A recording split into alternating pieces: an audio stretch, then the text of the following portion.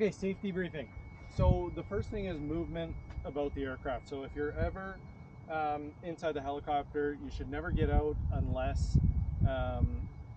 it's an emergency. Otherwise, you should always be in the helicopter if the blades are turning. If they're not turning, I'll tell you if it's okay to go out, but in an emergency situation, you may have to get out early. If you're ever leaving the helicopter, it's okay to stand upright underneath here, but if you're leaving the helicopter, you want to duck down like this and exit, duck down like this until you're well clear of the rotor blades. Then you can stand up. Make sure that you've given me a thumbs up and I've given you a thumbs up. It means I see you. It's okay to leave the helicopter, the area.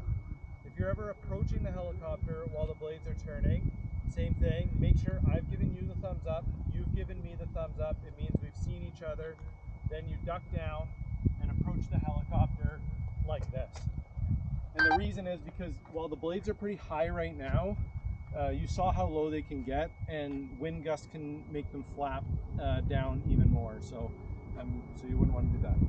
If you're ever leaving the helicopter, you always want to leave either out the front or at the worst out to the very side or anywhere in between. Two reasons. I need to be able to see you, and the second reason is the tail rotor will be spinning so fast you won't see it or you won't hear it, and if you run into it, that's a bad thing. This right here, this is just how to operate the doors and everything, so you might want to come closer here. Easy to operate the doors. You just push down on the handle here and you push down and it opens like that. From the inside, to operate, you just, from the front seat here, you would just pull this one lever here. They're the same lever. From the back, for the people sitting in the back, you would pull this lever and it'll just pop open. In the back, your seats back here, the buckles are very similar to an airline buckle. So it's just the typical folding clasp that you would see in an airline buckle. Just putting the headset in here. So your arms would go through the two holes here. Arms through the two holes.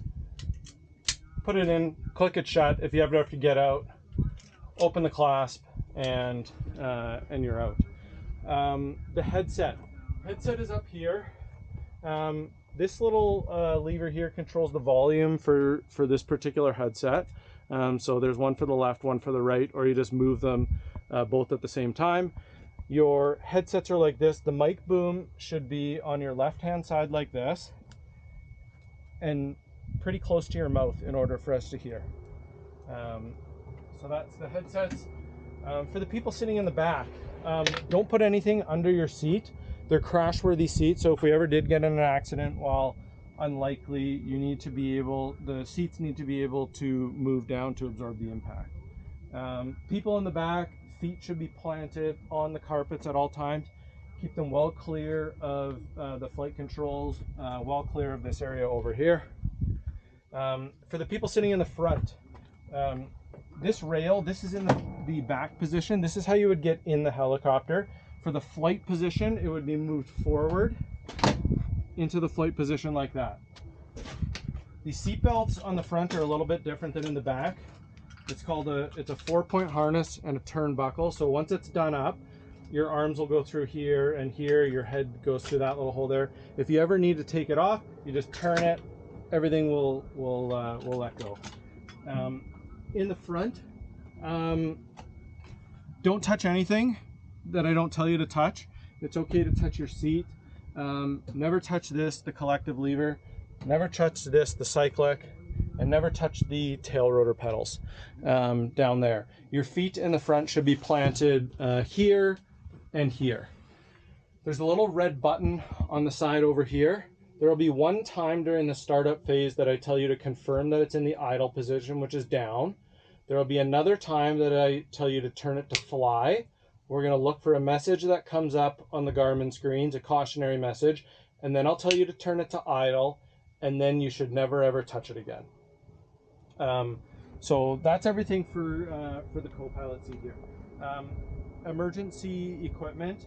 There's a survival kit underneath the black backpack underneath the seat over there. That's got a bunch of survival equipment in it. We're not going very far most likely, so you shouldn't need it, but it is there if you do. There's a first aid kit on this side, and there's a fire extinguisher in between the two seats right here. So that's everything inside the helicopter. I'll let you guys get in the helicopter first. I'll do my final walk around and then I'll close the door for you, just because it's kind of an odd door to close. You kind of got to push it shut. I guess the last thing in terms of being in the helicopter, we're going to be around the airport here, and I'll be having to talk to ground and tower for about the first 10 minutes of the flight. So anytime you hear the tail letters Golf Juliet Yankee Whiskey, anytime you hear that, or Juliet Yankee Whiskey on the radio, that means that somebody's trying to talk to us. So just keep that in mind. But generally for the first 10 minutes of the flight, not a lot of talking unless I'm talking to you. And then we'll just go around to the other side once more over here. And in the baggage compartment, there's a lot of stuff in here right now. This is the baggage compartment, but there's a big, you don't have to, yeah, there's a lot of stuff in there right now, but in the very back there, there's a gray sort of box storage thing that's got additional survival equipment, waters, things like that. Again, we're not going very far, so that's it. So why don't we get in the helicopter?